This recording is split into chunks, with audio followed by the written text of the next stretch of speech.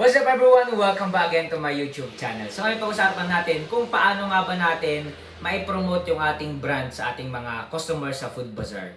Alright, kung bago sa aking YouTube channel, please subscribe, click notification bell para daily po tayo sa ating mga bagong vlog na i-upload in the future. At the same time, pag na-reach po natin yung 100k subscriber after this year ay magpapa-giveaway po tayo. Alright, tara na po sa ating tatalakayin ngayon. Paano nga ba natin mas ma-promote at makilala yung brand natin?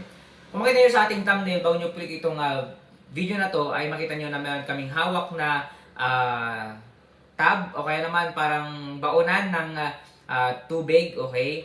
So that's you call bottle, okay? Bottled water, okay? Pero meron pang mas magandang term na tayo ay nagdikit doon ng sticker, okay? So para mas tumatak yung brand mo o kaya yung logo ng business mo is magbigay ka ng sticker. Medyo mahal to pero maghanap ka ng murang pagprintan ng sticker para lang maidikit at the same time ay may promote yung negosyo mo o kaya yung brand mo. Ilagay mo doon sa Tumblr nila, okay? At the same time, hindi pwede naman daw mong pilitin, basta sabihin mo sila ng sticker dahil pwede nilang idikit sa kanilang Tumblr o kaya naman doon sa kanilang phone case sa likod ng kanilang cellphone o kaya sa kanilang iPad. At habang tumatagal, siyempre, pag nakita ng mga tao na ano yung logo na yan, ano yung binibenta nila, na ipopromote na yung brand mo o kaya yung negosyo mo. Yun lang naman po. Salamat po sa inyong panonood. Nawa ay naging blessing to sa inyo. Nagkaroon ng idea kung paano kayo magpopromote at magpapasabog ng brand nyo.